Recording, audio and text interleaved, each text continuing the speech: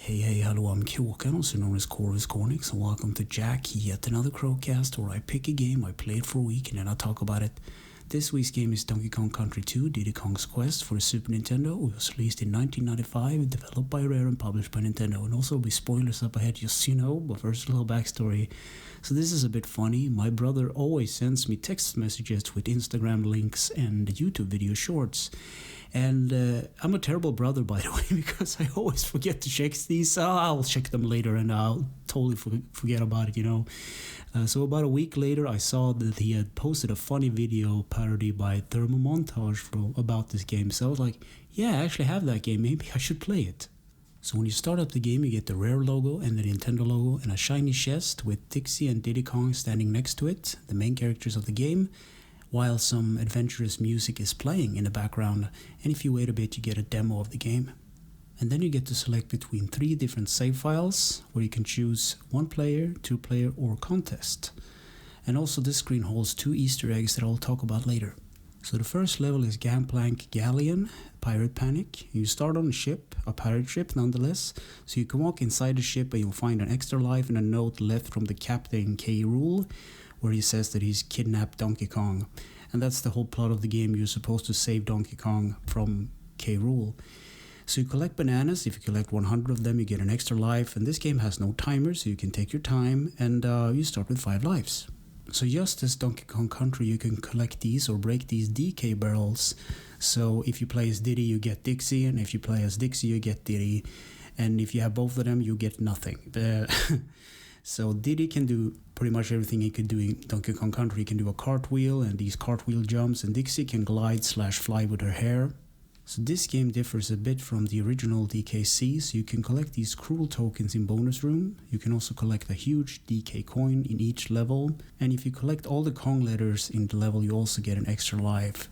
So at the end of the level, you can hit a target to get bonus items such as coins, bananas, and even extra lives, while a funny animation plays from each of the characters, depending on who lands the target, I guess.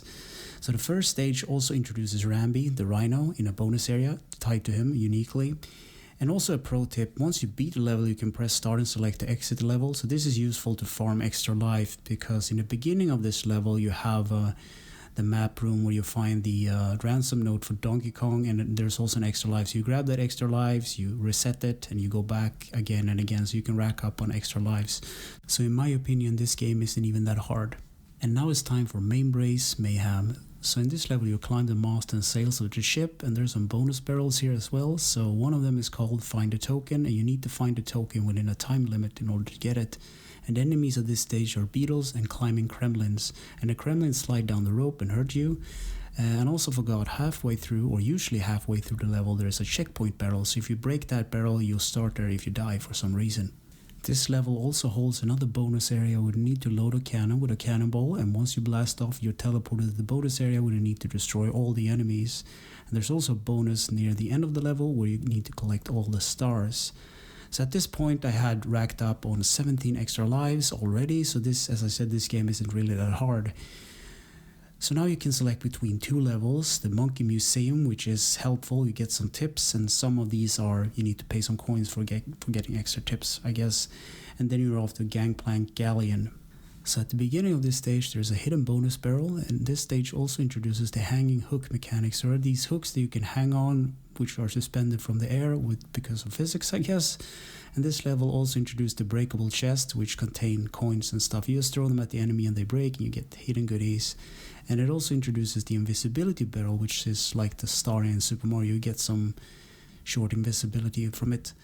And the next level is the Kong College, where you interact with an old female monkey called Wrinkly Kong, and she will save the game and give some helpful tips for coins. So the next level is Lockjaw's Locker, and it's a water level with rising and falling, water. And it's also inside of a cargo hold for some reason, and there's a small chance of you getting the swordfish buddy on guard. So the next level is Swanky's Bonus Bonanza, and it's a contest. And the level after that is Top Sail Trouble. It's a sail level, just like the previous one, where you can ride on your snake buddy to jump extra high by holding one of the buttons. And the level after that is Funky Kong's Flight 2. So I should have said these are optional. You don't have to, you can just pass them on the world map. So I guess the the Funky Kong Flight 2 is like the one in DKC. I never tried it anyways. And now it's time for the boss, the crow's nest. So you fight a pirate bird with a hat, and he throws eggs at you, and you wait for the eggs to stop moving, and then you throw them back at him. And once you've done that a couple of times, it's time for the next world. So the next world is literally in a volcano full with lava and stuff. So the first level is Hothead.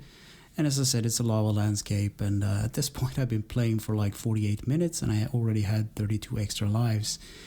So I just had fun with this game this week. I just played on, and I didn't feel like taking notes because this gameplay is really simple and not much really happened. You know, you get different worlds and enemies and bosses and stuff, but it's more or less the same. So gameplay: help Diddy and Dixie Kong save Donkey Kong from the evil King K.rool. Control: the Y button cartwheels or flies depending on the character, the B button jumps, the start button pauses, the select button switches between the Kongs, and if you press start and select while on a beaten level, you exit that stage. The A button is used to charge up your animal body's powers. You can also pick up your friend and toss it, and this is just a useful thing to get into hidden bonus barrels and hooks and stuff like that. Graphics. I really like the graphics in this game. It's more polished than DKC's actually. So they still use the same method as in DKC, where they have this huge silicon graphics computers and render these 3D polygonal models and rescale them or downscale them to fit the sprites on the NES card. It's actually brilliant. Sound and music. David Wise made the soundtrack for this game, and it's fantastic. So each track is unique in its own way, and it's not a single bad track on this soundtrack. Easter egg seekers and glitches. So once you select a new game, you can go and choose between 1 player, 2 player, and contest.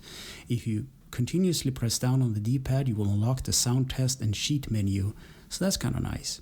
So in conclusion, I wrote, yes, play it. It's amazing fun. So I really like the music, and the graphic looks good, and the control feels smooth. So what I'm trying to say is that if you die for any reason, it's all on you. Collecting in the game doesn't feel like a chore, and yeah, go and play it. That's my recommendation. So anyway, thanks for listening and or watching, and take care.